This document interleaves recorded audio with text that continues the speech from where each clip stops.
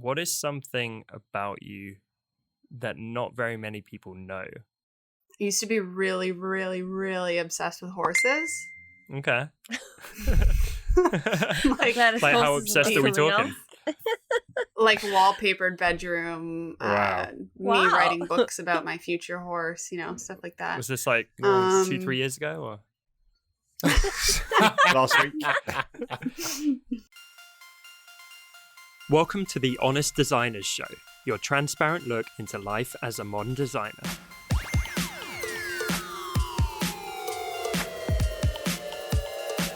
My name's Tom Ross, and I'm the founder at designcuts.com. And this week I'm joined by my fellow Brit and hand lettering expert, Ian Barnard, American retro design expert, Dustin Lee, and the incredibly talented South African illustrator, Lisa Glantz. This week we're also joined by Becca Courtice from The Happy Ever Crafter. Becca teaches her highly engaged community the art of modern calligraphy and is one of my favorite examples in the world of someone who has turned their creative talents and passions into making a successful living. She also enjoys horrendously bad dad jokes, which of course is very near and dear to my heart, personally. So without further ado, let's get into the show. Becca, welcome to the show. Thank you. Thanks for having me. Really excited to have you here. And you mentioned before we jumped on, you're also a listener of the show. So we always appreciate hearing that stuff. It's always good for the ego. Yeah. I don't know how it took me so long to discover this show, but when I did, I started binge listening. So. Oh, I appreciate that. Oh. I mean, would you say probably 5 stars out of 5 stars? If we were to push that. I would say 6. 6. Oh my. 6 out of 5. Right. She's coming back, guys. We'll have her back she on. Can stay. She can stay. So obviously, given the breadth and wealth of your experience and knowledge and everything you've done, I think we should kick off with a very important question. And that is, what is your favorite dad joke?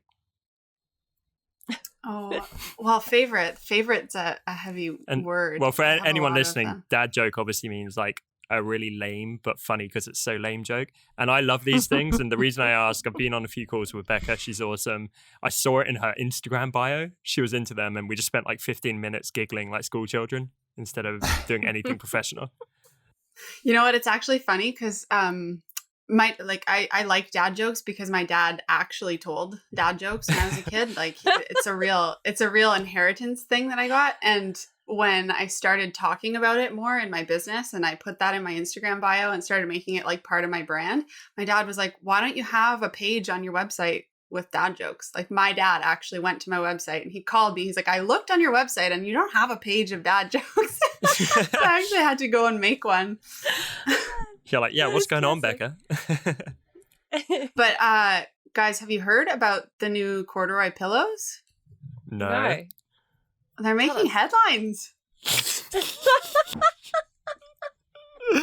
the whole build-up and everything. It's like the eagerness that you started to... Man, see, for anyone listening, that's how you deliver a dad joke properly.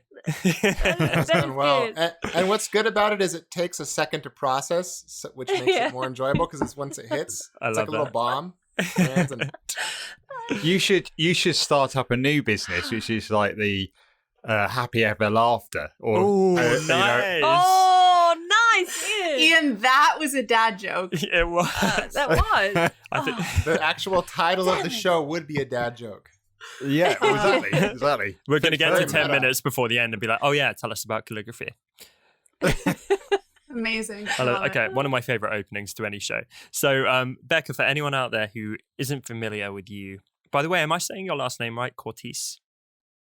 Courtice. Damn it. Come on, Tom, you're better than that. Come on, Tom. Sorry. I didn't even Courtice. Notice if you said Becca it wrong Courtice. in the intro because everybody always does. Okay, it makes me feel better. Yeah. Very gracious of you. For anyone who isn't familiar with you and your work and what you're doing and building at The Happy Ever Crafter, could you give us like a 30 to 60 second summary? Very specific. Okay, sure. Yeah. I mean, when I meet new people, I usually just say I do and teach modern calligraphy. That's like if you want like a 5-second one, but maybe like a bit of backstory about like how it got started up. Then. Yeah, so I used to be in construction project management. So I studied interior design in school. loved that, went into that right after school and was working in that for about 4 years. And I have always been a pretty creative person. So when I was in that job, I was a little bit bored and I needed a creative outlet. So I took a 3-hour calligraphy workshop, got obsessed with it, started practicing, made an Instagram account so that I wouldn't be annoying my normal friends with my crappy calligraphy. And then shortly after that, it started just taking off. People started seeing my videos and asking me to teach it in person in Ottawa. I live in Ottawa, Canada.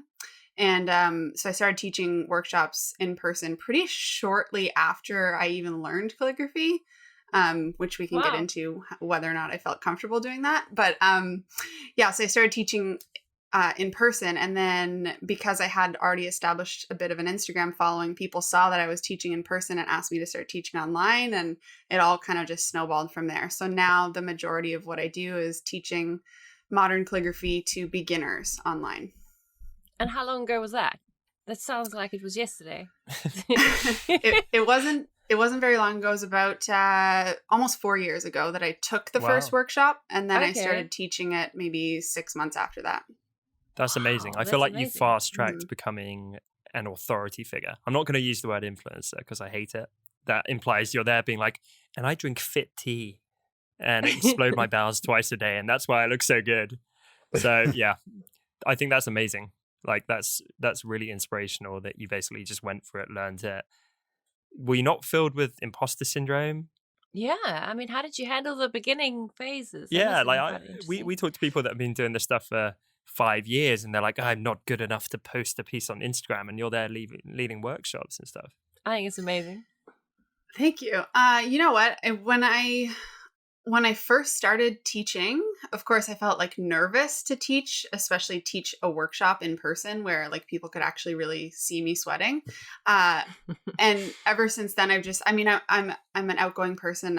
I'm not an introvert whatsoever. So I was always okay with doing that. And I always also felt like I was happy to be only a couple steps ahead of somebody as opposed to like being an expert. And I felt like that was also an asset to me teaching people that were right underneath me. I was only trying to teach beginners. I wasn't trying to teach anybody who was going to do anything crazy. But it's interesting. It's an interesting topic because you know what? I feel more imposter syndrome now than I did when I first started, even though I've been doing it for a lot longer now. Why? And I feel like I've grown this huge community around what I'm doing, and I've got a lot of followers and I'm doing quote unquote big things, but I'm still not that good of an artist. I know that in itself makes it like is imposter syndrome because I am a pretty good artist. I was going to say I would disagree. But yeah. Yeah, I was going to say I don't agree with that, but yes. But like sitting with, like I'm sitting on this call with a bunch of designers. I've never even called myself a designer. I don't know. I mean, I feel like we could all dig into it, but yeah, it's a weird thing. So I share frequently on the show that I have anxiety, and I go to a therapist for anxiety, and we talk about imposter syndrome, and that the fact that he said everybody has imposter syndrome. It's rampant. Everyone has it, but particularly it increases as people get better at things, because as we get better at something, we become more self-aware. And we become aware of just how little we know, which convinces us even more that we're imposters. So it's actually, I think, a positive sign in some ways when we start to see that. Well, that's a good way of looking at it. Yeah. I think the problem is that at the beginning, because something you do as a craft person, whatever that craft within the creative community is that you get to, over time, you get to be able to realize your faults and where you need to correct your work. But in the beginning, you can't see that. And that's something that comes through a lot of time and work. And so you're just like, you look at it and go, that's brilliant. Just going to it's like blissful ignorance. Yeah. And then you get and then suddenly you're like in this position where you may have an audience who maybe look up to you. And you're like, oh no, and you sort of start to see a lot more of where you've like not really polished it enough. Mm-hmm. Good point, Ian. That's kind of like when you and your friend's name is escaping me. Your good lettering buddy that we just talked to. Stefan. Stefan. you guys were talking about how when you do the animations or things like that, or the videos, you don't show close-ups because it's like that imposter then coming in, you know that you have little tiny Yeah. And there's flaws. You this, know what I'm yeah, saying? because you can get away with when you're doing a time lapse video over a maximum of a minute. You don't see all the like there's like stuff all over the place, but or Yeah. the layers are all in different order, you know, and you're just like, no one's going to see that. Yeah, speed So- that sucker up. Yeah. Becca, what you said before, I just want to reiterate for a second, where you said you were just a couple of steps ahead, and therefore you felt like you were in a good position to teach these people. And I'm pretty sure we've given that exact advice on this show, but it is so crucial. I want to like get that snippet of what you said and just play it in someone's face next time they give me that excuse, because it is Literally just wrote that You wrote down. it down, I thought yeah. was so good. it's so common. Like, it's one of the most common objections we hear on the show. Like, I'm not an expert. I have nothing to share. I have no value. I can't teach anyone anything. It's like there's always someone who's behind where you're at. So I personally love that. Along those kind of lines, I think a lot of people are filled with objections. Another common one is, Becca, I'm getting into calligraphy. I'm developing my skills, but is it too late for me? Because Instagram, it's so like busy now, and so social media, and everyone's kind of done everything. So is it too late for me to get into it? I'm not going to sugarcoat it. The Instagram game was a lot easier when I started. And I think especially in like lettering and calligraphy and all of that kind of stuff. And like what Ian's talking about with the hyperlapse videos, like those were crazy huge and people loved watching those. And that's for sure how I grew a lot of my following. But I think since starting it, what I've learned is just to, hone in on the things that make you. And I think that that's another thing that, you've probably talked about a million times, and that other people know it, but they don't really apply it.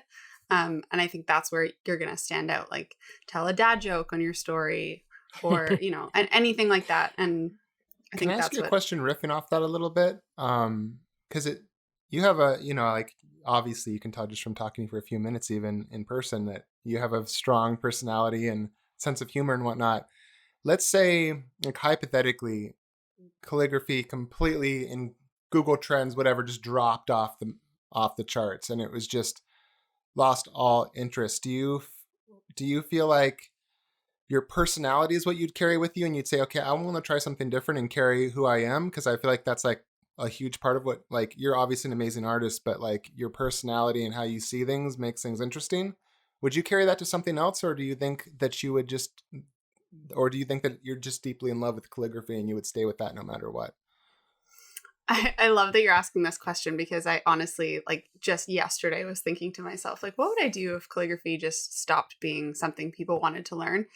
And 100%, I would not be able to put myself back into like a working in an office box where I don't have my personality and I can't tell dad jokes. I had a really good job before where I actually could, so that was fine, but I don't think I could go back now. And what I always think to myself is like, I've learned more about business and marketing and online marketing and digital products and all of that kind of stuff than I have about calligraphy in the past 4 years. So I feel like I could take those skills and apply it to so many different things. It would just be a matter of finding a new passion and then figuring out how to market it. Makes sense. Another very common theme of the show, right? Yeah, because I was just thinking that it's weird that you asked that question, because I had the same thought the last couple of months. Like, the whole digital space is changing so fast, and I think as an artist you have to evolve to keep up, but at the same time, you obviously want to hang on to the stuff that you're good at and the stuff that you've learned, but what's really the cool stuff that you're going to take with you no matter what is exactly what you just said. It's that whole thing of like, I've learned how to be a business person, like without really thinking about it too much. You kind of like, you were forced to do it.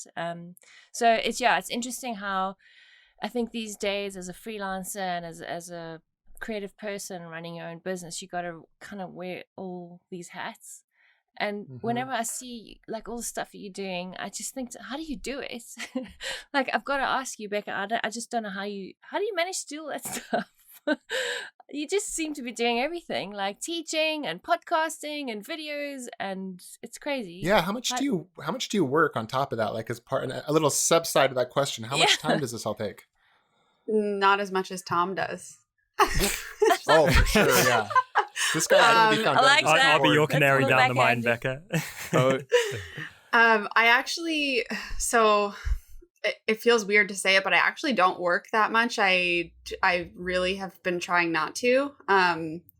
Especially so in September, I got a kind of crazy health diagnosis. I got diagnosed with MS, and until that point, I had worked like 7 days a week, at least 8 hours a day, weekends and everything. But then one of the main things that they told me I had to change was my sleep. Like I always slept well, but I had to sleep better. Even taking naps during the day had to dramatically reduce my stress. And it kind of made me reassess things. I think that's fantastic. Definitely not laughing at you. As soon as you said naps, we're laughing at Dustin. That's Dustin. because he has his midday nap. You have been prescribed naps, which I think is great. Dustin takes them because he is living the dream of like my 6-year-old self, despite being a highly successful professional man. But I think that Becca would agree. It's really, haven't you noticed it's very good for like your output? Like I find after I take a nap and I wake up, I'm refreshed and I'm able to think so much clearer than if I just try to push through it. I mean, I would say you two are probably the two most refreshed looking characters on this call. So, I would say so. There's clearly something going on. and plus, it's like having 2 mornings. You have to be the kind of person that can get yourself up from a nap and like, no, like if I'm going to take a nap, I have a to-do list on my desk that says what I'm doing when I wake up from my nap. It's not like I'm going to take a nap and then see if maybe I'll get up after, you know? Right. I don't know if you're the same, Dustin, but I I'm the can't same. function that way. Mm-hmm. I use Yeah. Things, the app Things, and I'll always have the stuff in there. So I know when I get up, these 3 or 4 things have to be completed by 6 or whenever. Oh, look at that. She's got the poster out for anyone Analog. who's listening rather than watching this episode. So if you're not working that much, well, I mean, you know what I mean by that. Not the same as you used to. Like, is everything automated? Like, how did you set that up? Yeah. Sorry, I only got in like halfway through that question, but yeah, I used to do everything myself. I think, and I know you guys have talked about this on the podcast, and I think Lisa, if I'm not mistaken, you might be the one that has the most trouble with outsourcing. Yes. Yes to that knowledge. But so I used to do it all myself. And then I met, just by like luck, I met a really amazing project manager at a conference, and she was working with one of my friends, and I got to know her, and I realized I needed her in my life. So I hired her, and she's kind of helped me change things. So since then I've gotten things a lot more automated. I've hired a couple other people, and none of them are like full-time or anything. They're all kind of just doing one-off things for me, but I've started making better processes for everything and getting a lot more clear about what the important stuff is and what I can just start to let go. So, but I mean, it looks like that's good for your health, right? Especially if you got a health diagnosis. Like that's so smart of you. Yeah. I mean, when the doctor said I had to take more naps, I wasn't mad about it. I just had to kind of reassess I had to reassess my format of what I was doing. But I feel like for the first like 2 years when I started the business, I was constantly doing it and constantly busy, like trying to get it off the ground. And since then I've really prioritized, like, I don't really love the term work-life balance, but we'll just say work-life balance.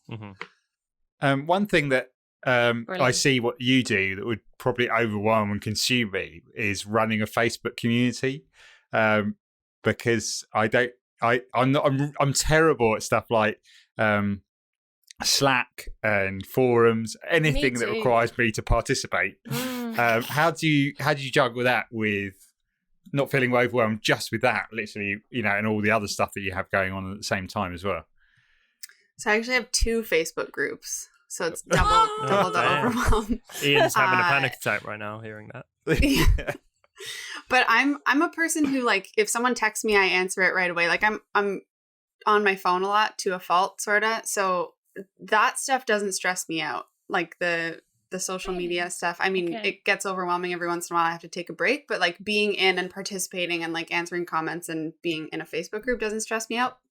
The Facebook group itself actually is like one of my favorite parts of my whole business. Actually, I just like really like being in there and getting to know people and like connecting people to each other. So it kind of like, it doesn't stress me out. It fuels me up more, if anything. I have also gotten better at like automating parts of that. So I used to go in every day and try and make like a topic of conversation. But now I have like 5 main threads that I'll put in there, and I put them into a scheduling app. And so they are working kind of in the background. The only time that I'm ever really going in and doing stuff like purposefully every day, putting conversation topics and stuff, is like when I'm in the middle of a launch. But other than that, I try to automate a lot of it. Do you feel like, because I struggle with like, just like I'm exactly like Ian, Facebook groups stress me out. I have them, but I hate them. Not the people, the group. Yeah, that's Yeah, the thing. It's not the people, it's the running of it. Yeah, no, I love the Yeah. people in the group. It's just that I feel like I'm trying to catch up on email. Like I'm horrible at email, so it feels like an email where it's just like this nonstop feed of people saying things. Do you tend to think to yourself, I need to respond to every person and that's my job, just like processing email? Or do you just look at it as like I'm at a social event and I'm just like conversing where I feel like conversing? Or something different?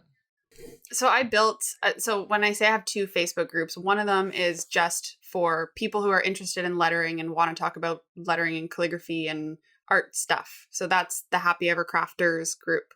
Then I have another one that's meant for my online course.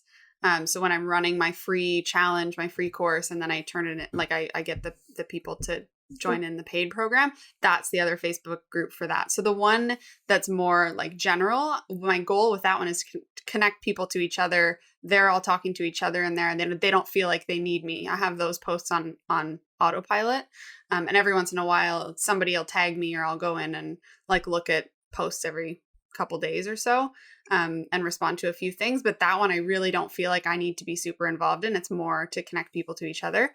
And then the one that's for my course is very kind of seasonal. So when I'm doing the free course, or when I'm, launching a certain program or walking people through my courses, then I'm in there answering it a lot more. And it's actually kind of one of the biggest priorities in my business. So that Facebook group is really where a lot of the action's happening. And I try really hard in that one to engage with people.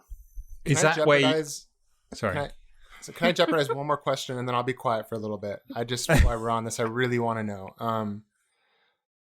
How do you decide what to talk about? You said you have things scheduled that get put out onto your group.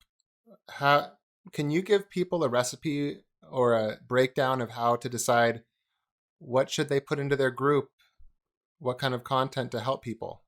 I don't know. Help me. Help me. That is such a desperate little plea. Yeah. Help me.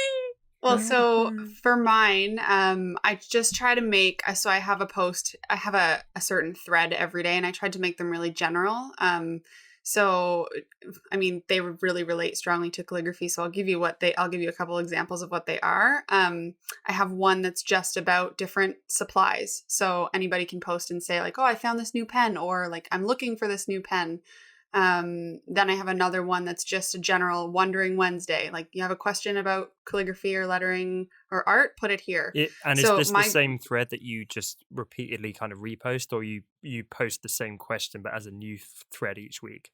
You know what I mean? I post the same prompt on the same day every week. So Monday is one thing, Tuesday's another. But it's always the same every week. But it will be a new thread that you create each week. It won't be the one from 4 months ago. You're just bumping to the top kind of thing.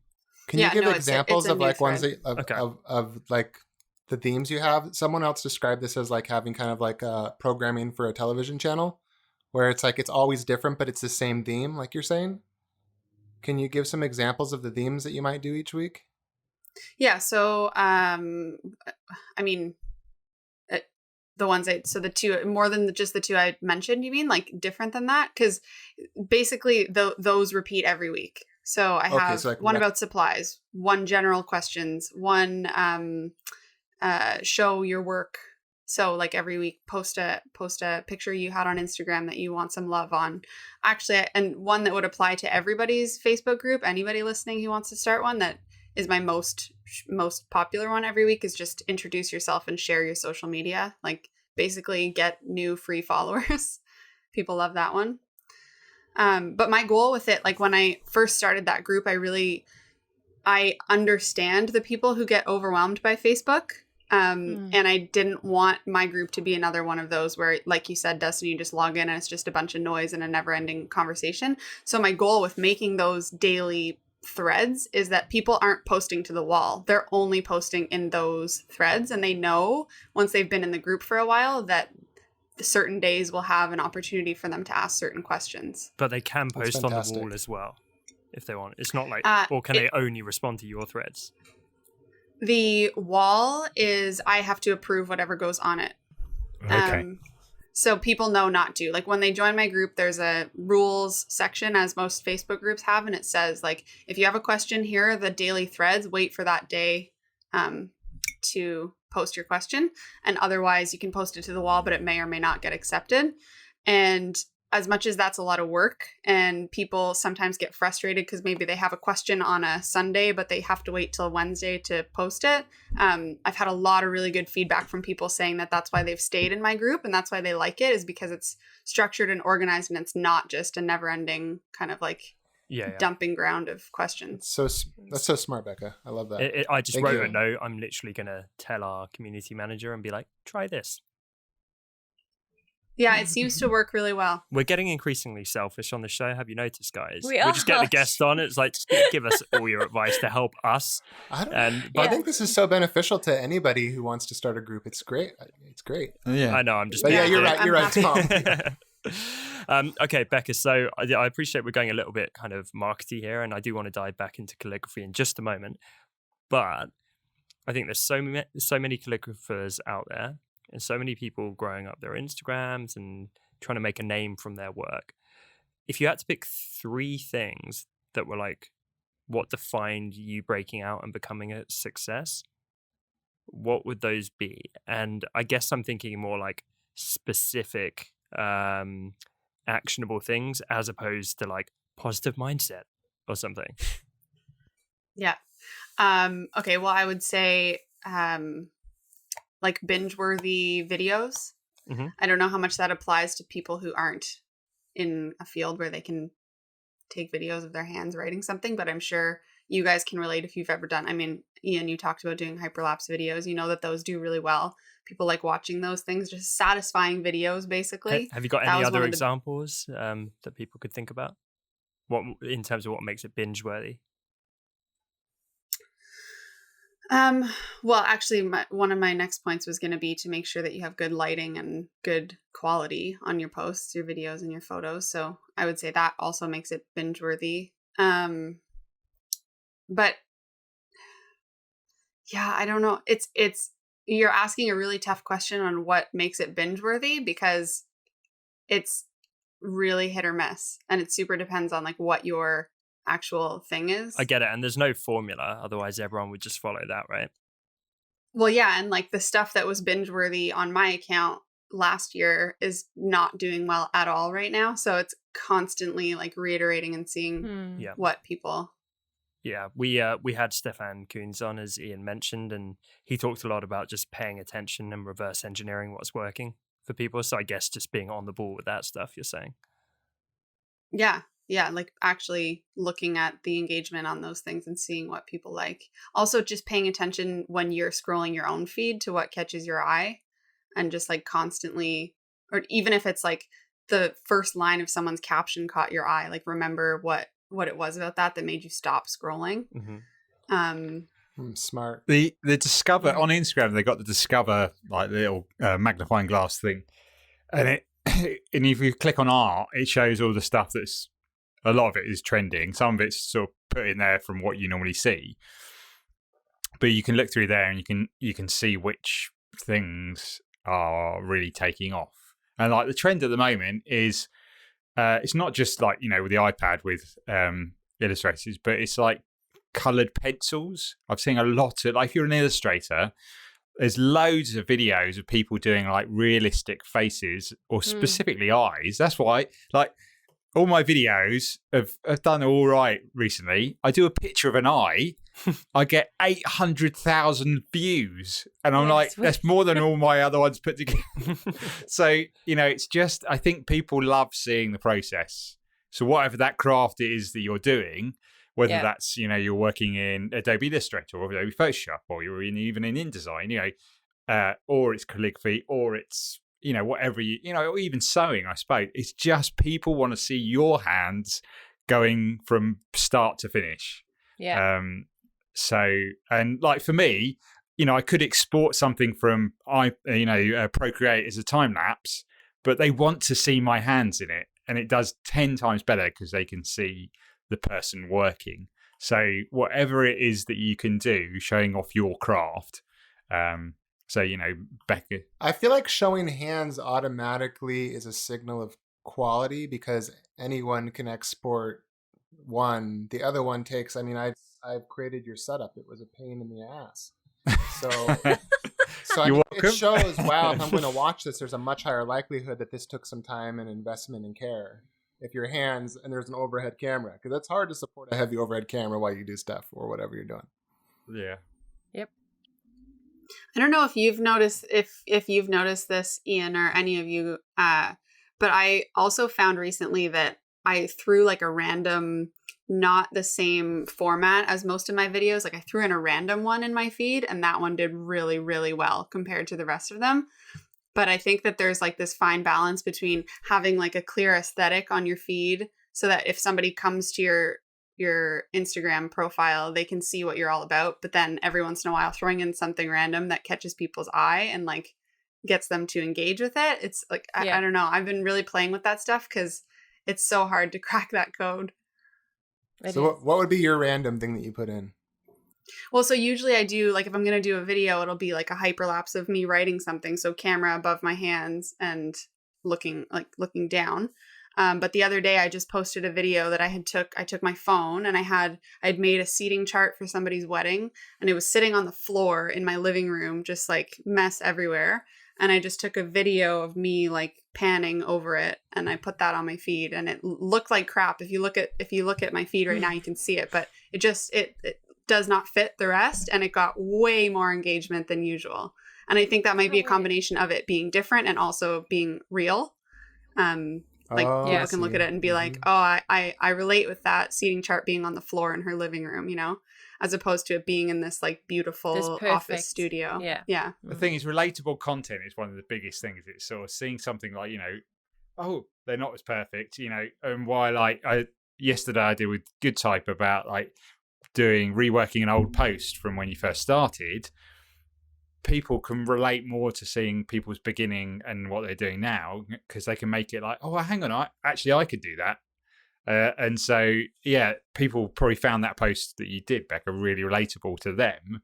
And that really boosts engagement. People then can't help but then comment and like and share and stuff like that. So, that was going to be one of my next things for your question, Tom. You were asking like, what are kind of top 3 things? I was going to say relatable content, stuff that people look at it and go like, oh my God, yeah, I totally get that. Mm-hmm. I love it. Becca, can I ask you a question? Well, that's kind of the whole dynamic here. How badly did your work suck when you started out like posting on Instagram and stuff? It sucked. It sucked. I started the Instagram account like maybe a month after I started learning calligraphy. Amazing. So it was pretty brutal. Okay. It's that all stuff still there. Is it still there? Oh, brilliant. That's so cool. Yeah. I'm partly asking because I've mentioned on the show a couple of times, we're doing a new series called Design Evolution, where people talk us through from their first piece to where they are now. Ian's jumping on, I think, next week with me. If you're down for that, I'd love to have you on that because honestly, it's what you talked about. Like, it's so much more inspiring to see that journey rather than just like, oh, well, they're that good and that feels completely unattainable. So, side note, but if you're down for that, I think that would be fun. Yeah, cool. Sweet. Lisa, What are Yes. you thinking over there? I feel like we've been shouting you down this episode. We've been very shouty this episode. Normally we're like, after you. And I think we've been so eager to ask Sure. stuff. So I do Mm. apologize, and please take it away. No, well, I mean, my main thing was to understand how you manage to do everything, but the automation thing is brilliant. Do you ever have that desire to? Because I know you a lot of your business is around teaching, if I'm not mistaken. Do you ever have that need to just create for clients and for yourself that you can, like, I don't know, open a shop that you sell prints and that kind of thing? Do you ever pursue things like that, or do you just stick to the kind of tried and tested, I know this makes me money, so that's what I'm going to keep doing? Well, when I started out, I did all the things, which I think most people can relate to. I still do client work. I don't do as much as I used to, and I don't, and I'm very specific about what jobs I do take now. Brilliant. So, and I really enjoy doing the client work, and I don't think I ever want to not do the client work. It drives me crazy when people are teachers, but they're not also doing it. I think at some point you have to kind of like step back from it, but I don't ever want to stop doing the client work because I want to be on top of the trends, and I want to still do it because I love it. But the teaching is like 90% of my income, and it's been very clear that that's a much more lucrative. Yeah. So as much as I like doing the client work, I still know exactly where I'm going to make my money. So you don't get frustrated with doing client work? Because I mean, I'm petrified to, like, because I don't really do much client work anymore. And I get so many requests, so I'm like kind of petrified to go down that avenue because I was so frustrated. I just went back on my graphic design days where the clients kind of dictate, exactly what you should be doing. Is your client work that you driving it more, or do they have a huge say in what you actually produce?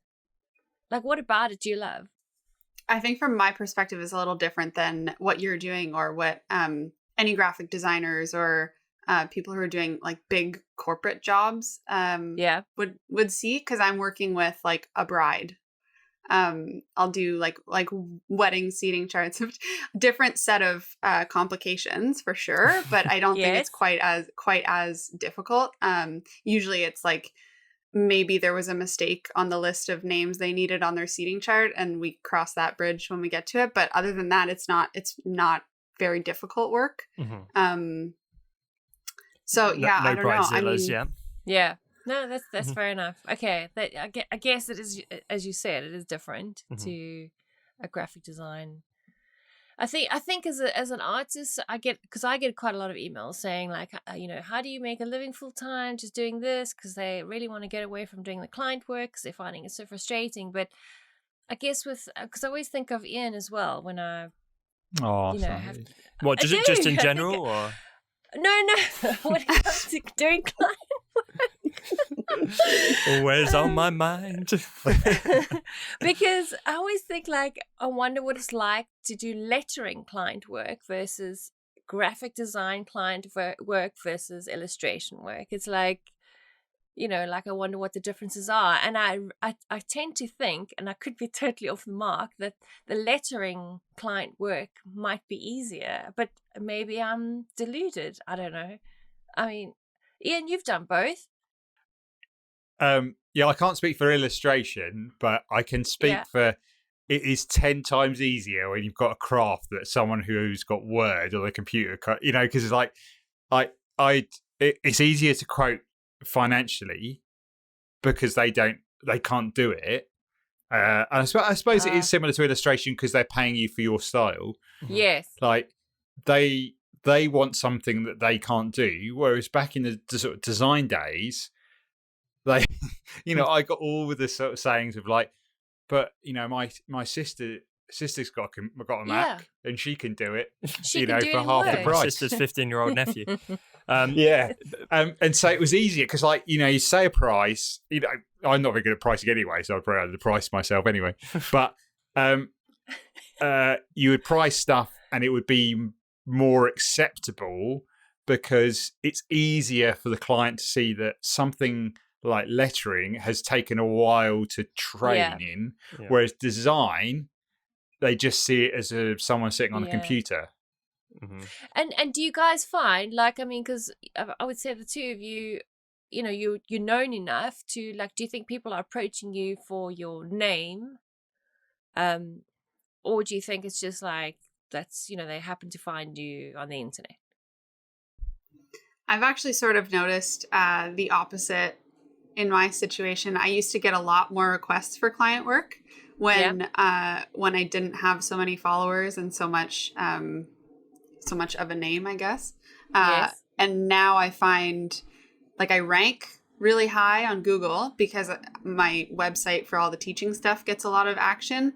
But when it comes to somebody looking up like Ottawa wedding calligrapher, I don't know about you guys, but I don't usually go to the first person that I find on Google. I usually go like one or two underneath because I assume like, oh, that person's famous. They're going to charge me a lot more, you know? So, it's like this, it's an interesting kind of switch I've seen in maybe just like the past year. But the people that are coming to me, I think they're finding me on Instagram, which is nice, but I don't think they're coming to me because of my name. I think I'm just more well known for teaching than I am for the client work. So I don't know. In my case, I get like an email or mainly a direct message on Instagram asking for a logo or a t-shirt design like every day for $50. For $50. Yeah. Well, that's quite a lot. No, maybe $5. And actually, mine's quite similar to Becca. I'm not getting that much client work in, like requests. Because people are scared. You're pretty intimidating. We always say. I know. I was scary guy. The pair of you. Look at Becca over there. She's just. I know. Scary stuff. I was getting a lot more with less followers than I am getting now. So I hardly get any requests, which is fine by me because I'm not really focusing on the client work stuff at the moment. Yeah. But if my whole business was rolled around client work, I'd be a little bit worried because I'm just not. But then I suppose I orientate my feed doesn't reflect the fact that I'm looking for client work. So. Yeah, I was going to say, I think it probably goes hand in hand. Like when I stopped wanting so much client work, I stopped getting so much because I wasn't like projecting that I wanted it. I didn't put that much, or I used to put a lot more client work and stuff on my feed. And so I think people knew that I was available for that. And now I don't talk about it as much. It's probably the same kind of similar situation for you, Ian. Is it like the opposite of dating, where if you play it aloof, they want you more? Yeah, play hard to get and then suddenly get loads of clients. I definitely don't want any client work. Just putting that out there. Becca, so I need to ask you, we were saying before we jumped on here, I think you've got one of the best communities that I've seen. And having that around your work is such a fantastic thing because we talk about this on the show quite a lot. It doesn't ultimately matter how many followers you've got. If none of them care about you at all, that's a pointless vanity metric. But you've got a real like engaged community, a real tribe around what you're doing, and they seem to love you and support you. Why do you think that is? Apart from the dad jokes, of course. I think you'll like my answer, Tom, and it's honestly just that I purposely get in there and I also care about them. Like if they ask me a question, I'm going to answer it. I'm going to give away everything that I can possibly out of my head. Like I will, I'm completely honest and open with all of the people that follow me, and especially the ones in my Facebook group. If they're taking the time to engage in my group and be part of my community, then I'm going to take the time to be there back for them. Yeah. And I think when people, one of the things that people realized when they joined my Facebook group when I was first getting off the ground is like, if they asked me for something, I would go out of my way to make it happen. And when I say that, I mean, like when I had first started my, my program, the first month was free. And I was just doing that because I wanted people to learn the basics of calligraphy. I never intended on making it anything paid or anything bigger. And then when we were finished it, they said, Becca, can you make us the next workbook? And of course I was like, yes. Can it have this, this, and this? And yes. Like, and then I asked them, what color do you want the cover to be? And they told me what color they wanted it to be. You know, it's like I'm very active in finding out what they want and giving it to them, as opposed to just assuming, or trying to use them. It's more, Like, Oh, I like the word genuinely use. trying to help them. I might have said this on one of our calls. My former business mentor just said the most genius thing, which has stuck with me for years, in terms of don't use your audience, serve them. Yeah. And that's always Exactly. stuck with me. And that's exactly what you just described. So you gave a great answer there. I almost want to pull apart a couple of pieces there, because you're saying make it interactive and make them actually have a hand in what's going on. So you're not just putting stuff out there blindly. You're not dictating it. You're actually saying, like, be part of this process. Help me build this thing together, almost, by taking on board their feedback and involving them throughout. That was a kind of key thing I just picked up on there.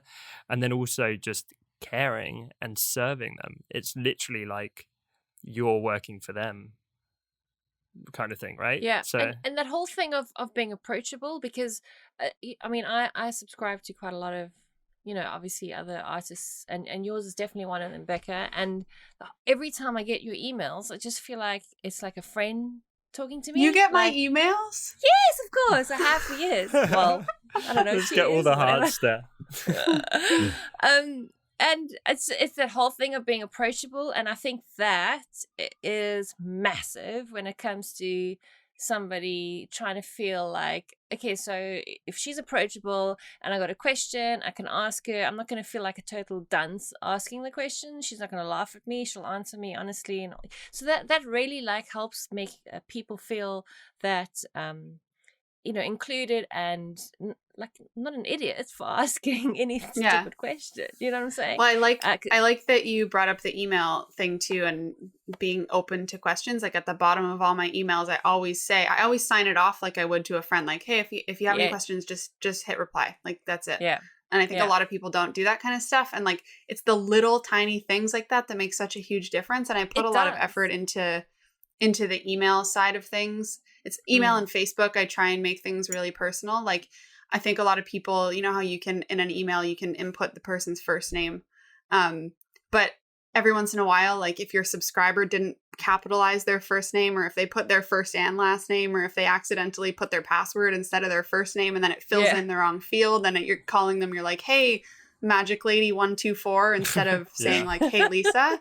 I think a lot of people don't realize, like they don't take the time to look into that stuff and fix it. Like every time I send out an email, I export my list and I make sure everyone's names are formatted properly, because I would never want to call somebody the wrong name. That's real work. It's real that's work, real but caring.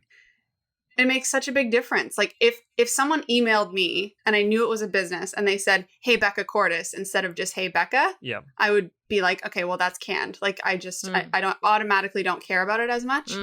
And like those little tiny things are just things that I pick up from other people's businesses that I notice I hate, and I try and change them in mine. Yeah, absolutely.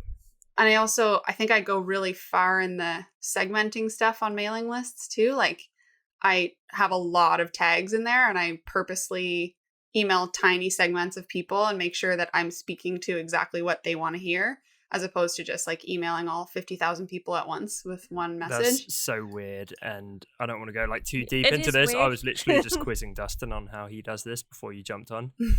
I mean, it's so important. It is. So do you ever email your entire list something, or is it always going out to little segments and so on? Every once in a while I send out, so every Friday I have like my quote unquote newsletter. Mostly people just want my weekly dad joke.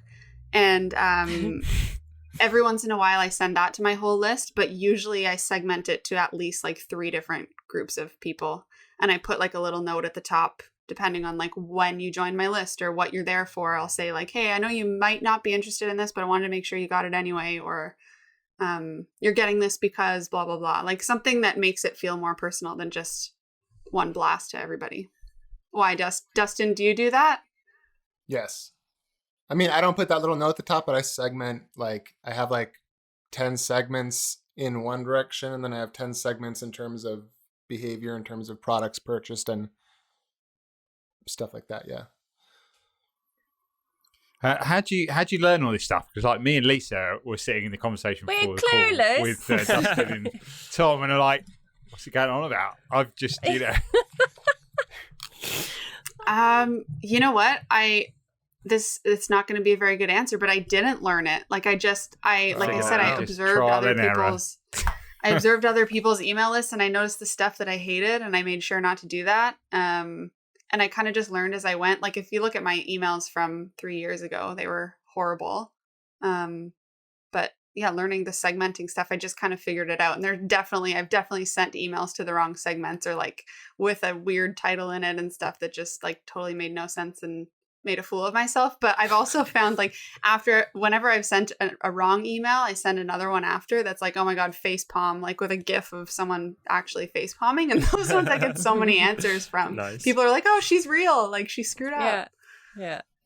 Can I ask what platform you use? I use ConvertKit. Would you recommend someone setting up an email list and, starting to build that as something as a sort of side business or side project to do? Was it something you set up when you first started doing the calligraphy stuff, or was it something that came quite a way after you started? The first time I ran my free course, I literally used my Gmail and emailed like the 150 people who wanted it. So no, I had no idea what an email list was when I started. And then as it grew, I like obviously grew past the point of being able to email everybody individually. But yeah, my email list is like my secret weapon. It's way more important than all the other pieces that I'm doing, for sure. I think you'll hear a lot of people saying that. It's like, you see so much bigger return on an email than you would on an Instagram post or a Facebook post. So I kind of use it like, I use Instagram to get eyeballs on stuff and get people either onto my email list or my Facebook group. And then those people are the ones that I'm like really engaged with and trying to help. Could you give like a few recommendations of what people could give away to start an email list? Because I suppose when people are like, well, how do I build an email list? And I suppose one of the ways is giving away freebies, which a lot of us do. But, say they were doing lettering, what could they give away that would be a good freebie that they could possibly do as being a sort of, like number 2, giving to like a level 1 person? What would you suggest? I would say like, okay, so for lettering specifically, be like a Procreate brush. I'm sure you have some you can give away, Ian, or maybe you already are. Or a free worksheet, or you write a blog post that's like 10 mistakes that beginner letterers make or something, and you just make an extra freebie that goes along with it. Something super simple. It doesn't have to be anything difficult. It just has to get them onto your list, and then once they're there, you can send them another email that's like, hey, by the way, I'm Ian and I do so-and-so. Here's what you can expect from me. Mm-hmm. That kind of stuff. Like tell them a joke. Get them hooked with a joke. But not the really rude one that you told us before we recorded. What rude joke? I don't do that. Sorry, who said that? Pretty sure it was Ian. Yeah, I know. Ian and that potty mouth, sure. Honestly, when he's not recording, guys, he's not this polite, well-spoken man that you've come to know and love. Not at all. So, Becca, I mean, this sounds amazing. And I think what you do is amazing. Are there any tougher times within it? Have there been any like real big bumps in the road, either growing it or creatively or anything like that? I mean, I think I touched on it briefly, but I used to do everything myself. And before I decided to start outsourcing, I was starting to definitely burn out. And I have hit a lot of creative ruts where I haven't wanted to do anything at all for months. Yes. Really, that long?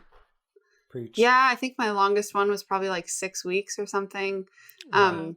Luckily for me, though, it happened while I was traveling. So last year we went traveling for 6 months and I was working while I was traveling. But I think there was an expectation that I wasn't going to be quite as active as I was. So it was okay at that time. But like it's the absolute worst when that happens, when you're at home and need to be getting stuff done. I know you guys have talked about that before. We have. Like, I totally relate to the creative blog. Dustin mentioned about his anxiety. I haven't been diagnosed. I'm pretty sure I have it in some form. do you ever have like a Dustin Tom day where you just want to, or you literally do curl up in the fetal position and hide under the covers and think the world's closing in? Or are you not that extreme? So I've kind of lumped you in with my own stuff there, Dustin. That's just a Monday morning for me. I don't struggle from depression or anxiety or anything, but the creative block definitely gets me in that sort of like need to just lie on the couch and not talk to anybody and not do anything. And then you get this like spiral where you're lying and not doing anything to try to make yourself feel better, but then you're freaking out because you haven't done anything, and then you need to relax more, and then it's like this constant, so I definitely get that for sure, but not necessarily the anxiety part. But I mean, I would say my most difficult moment was when I got diagnosed with MS. So of course I wanted to just like lie on the couch and do nothing for a while. And luckily I've always been really open with my followers and everything. So, I mean, I didn't announce it on Instagram because there's a lot of people on there. I didn't really feel comfortable with that. But in my Facebook group, they all knew what was happening. I kept them posted and I kind of checked out for a little bit. And that's kind of the beauty of having a really engaged community and people who actually genuinely know me and care about me, is they were still there when I got back. So yeah, I love that. And I'm sure they were very supportive, because when you've got a community like that, it's literally like a giant group of friends.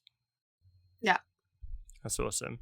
On the community front, I experienced this, and I have like a tiny little following compared to yours with my personal stuff, but I find when you care about everyone, it's a case where from their perspective, they're kind of just investing in you, right? So they might engage with your stuff or message you, and that's fantastic. And then you do that back and you engage back and you care back, and that's a beautiful thing. But they're doing it with just you. You're trying to do that with hundreds or maybe even thousands of people. So you're doing it at tremendous scale. What does that feel like? And beyond the like just super appreciating it and being grateful, because I definitely am as well, and I know you are. But what does that actually feel like? The reality of just almost spinning all the plates of trying to... It would be like having 500 best friends in your life. And one of them's like, come to my hen do, and the other one's like, it's my birthday, and the other one's like, come out with me for cocktails or whatever. Like, how do you deal with that? Oh my God. Well, yeah, I like that you're saying beyond the being appreciative thing of it, because of course I am. But every once in a while I have to actually sit back and be like, okay, stop being so like cynical about this. You need to actually just remember how amazing this is, because, I'll get the same question 42 times in a day, or like someone just won't read my answer and sends me another email about it. And I'm like, I just told you the answer. And it just makes me crazy.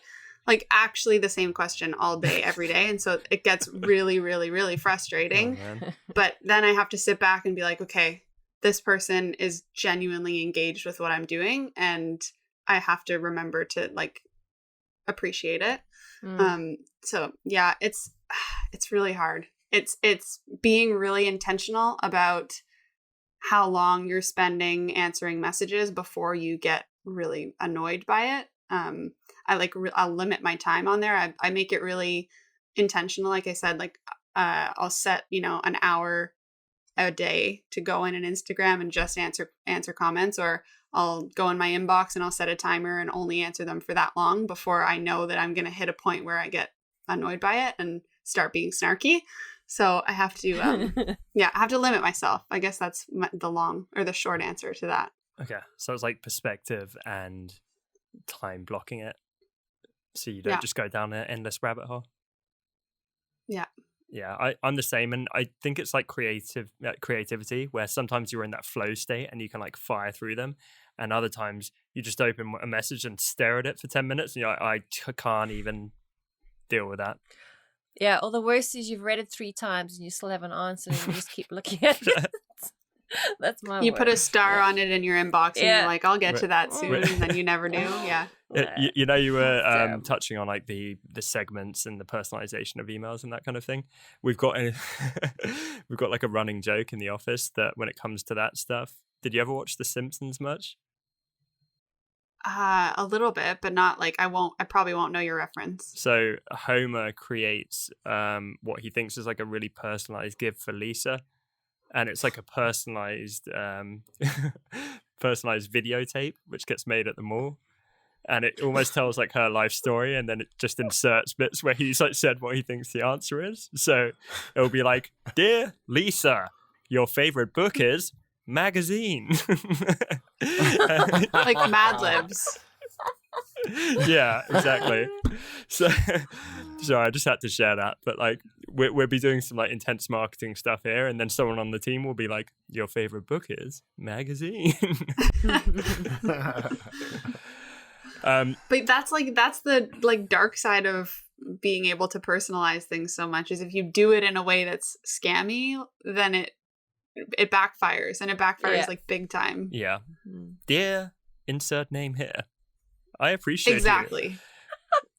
Well, and I feel like you can do almost anything if you are upfront and truthful about what you're doing. So, for instance, we're releasing a relaunch of a webinar that we had sold, and we had a horrible time on the first recording of the webinar. It's just the person's internet connection wasn't good, who was the kind of the star of the show, and people were like, dissed it, man. I mean, it was just poorly done. And so we're re-releasing it and we're including that video, but like, I'm like, you can't pretend like it's fine. You got to be like, this part didn't work out so good. You're going to get that. And you're probably going to be disappointed because it's a little bit blurry when you watch it, but like, nonetheless, like it's there. And I guess I just feel like, and I'm curious if you feel this way too, as long as you tell people the truth, things are fine. It's when you start trying to like pretend like you put their name in when you really didn't, and then it inserts that and you're not being transparent. You know what I mean? 100%. Like, yeah. Yeah, they don't like to be patronized. And as long as you don't do that, I think people are fine. Mm-hmm. Yeah. I mean, every once in a while, when I say I like go in and export my list and make sure everyone's names are right, I also every once in a while will send out an email to everybody and say like, hey, and I'll use the insert first name function.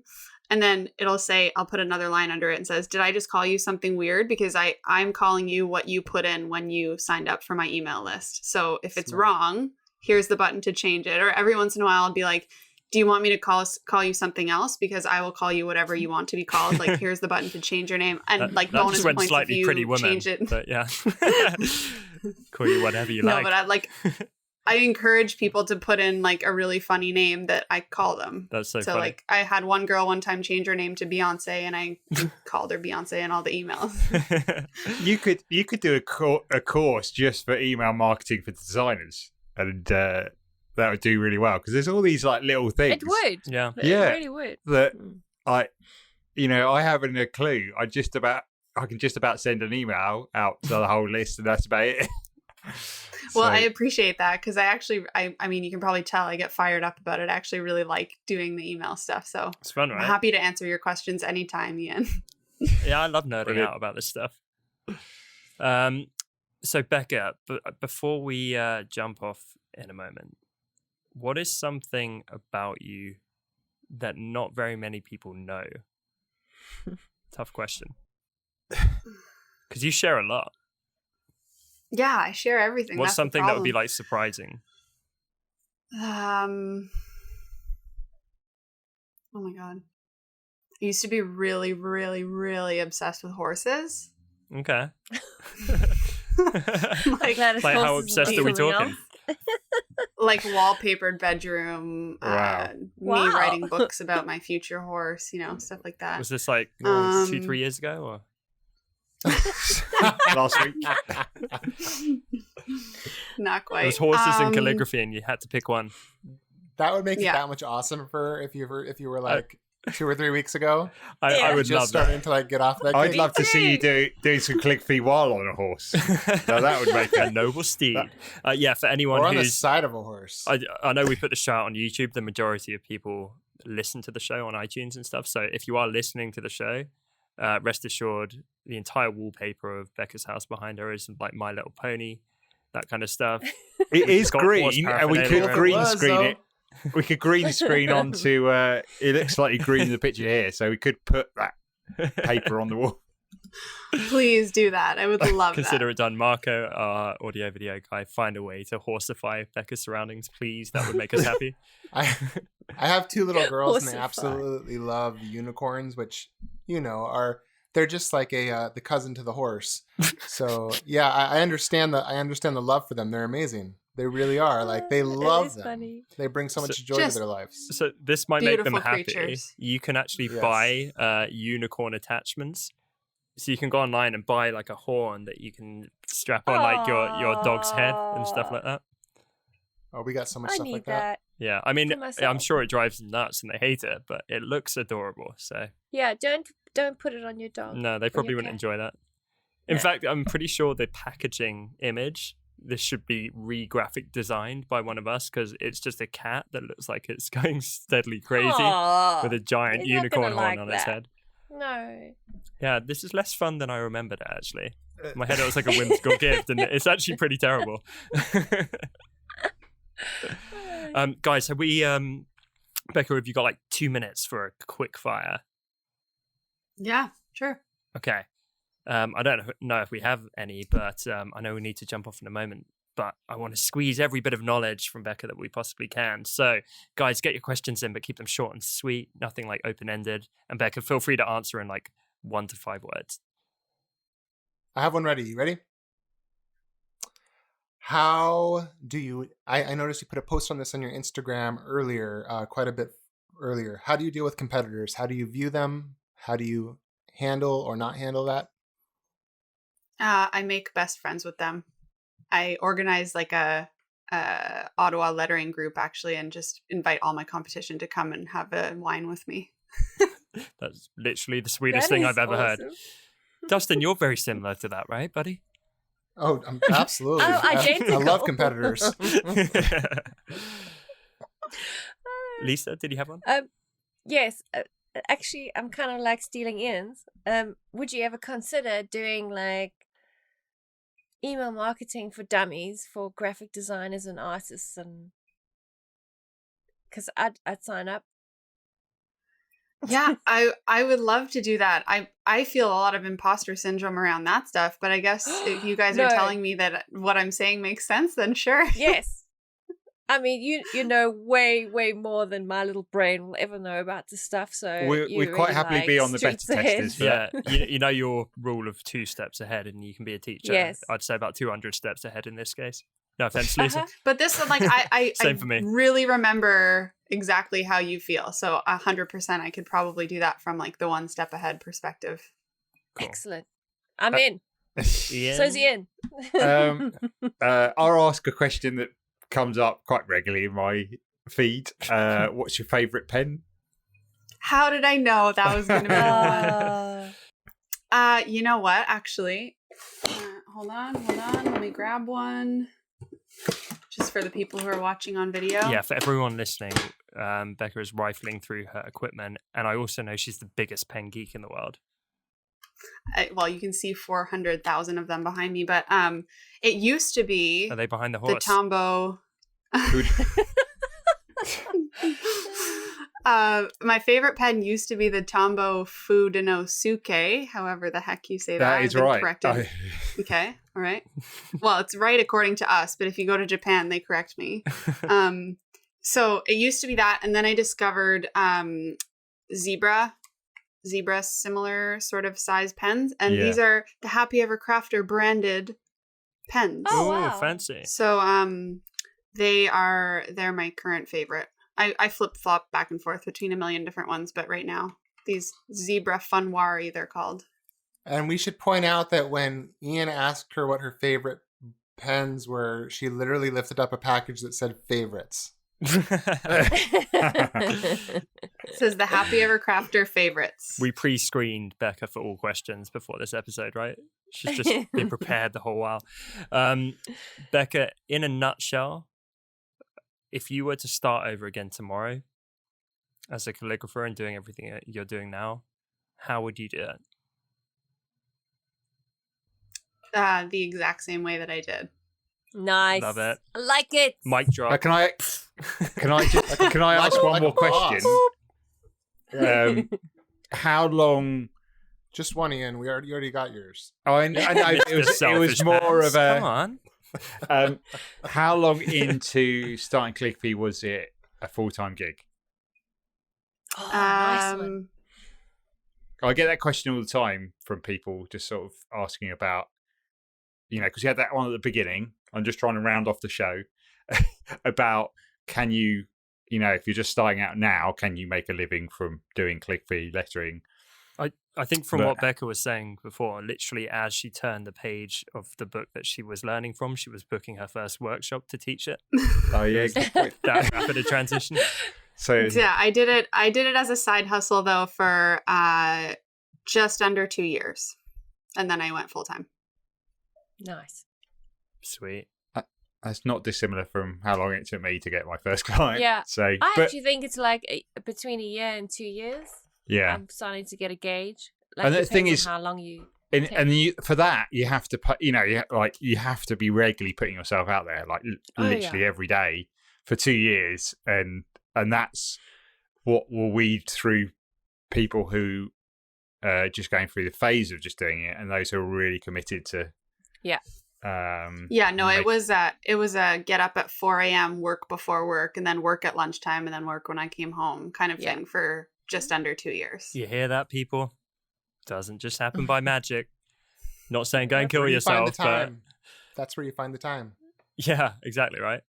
Not a lot of Game of Thrones going on in those years. No. Awesome. Becca, thank you so much for jumping on and joining us. You already were like inspirational to me, but the thing I love about having guests on the show is we dig that much deeper, and so now I've got even more admiration for you and everything you've built. I think it's incredibly impressive. Where can the dear listeners find you and check you out online? And your jokes. Yeah. Oh, we need to end on one as well. Oh yeah. But yeah, where should people go? Bestest jokes. You can find me on Instagram at thehappyevercrafter and thehappyevercrafter.com. And then my free course is at showmeyourdrills.com if anybody actually wants to learn calligraphy. Final joke. Can I take a photo of me with a drill? And so you can have that just randomly pop up. So that's a side hustle business. I'll show you my drill. Someone did that actually. Someone did that in my most recent course. Everyone be sure go and check out Becca's website and Facebook group and showmeyourdrills.com. Becca, let's do a closing joke. And also you guys, I'm looking at you co-hosts. If anyone has any crappy jokes up their sleeve, now is the time. I don't have any jokes today. I've got a great crappy one, although everyone knows it. What do you call a cow with no legs? Can't move. Ground beef. Oh, ground beef. Oh. Nice. What do you call a cow with 3 legs? Lean beef. Okay, on the cow jokes, I got a cow joke for you. Knock, knock. Who's there? Who's there? Interrupting cow. Interrupting cow. Moo! You know what?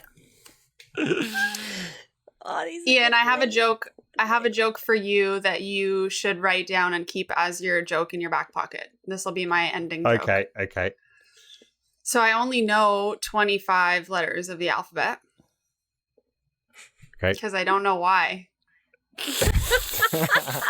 You got to keep that one, Ian. I feel like that's a letterer's joke as well. If you let it out, that would blow up. That is, which adds like a whole other subgenre of dorkiness to the dad joke. Yes, I'm loving it. I could do a full episode just on these. I think I've told you all my best ones, Becca.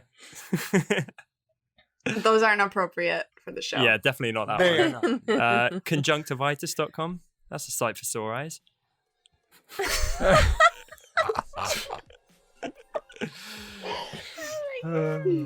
People. Becca, you're the best. Thank you for jumping on. Yeah, you are. Killed it. And thanks so for making us laugh. Everyone go check out Becca's stuff. Yeah. See you later. That's bye from us.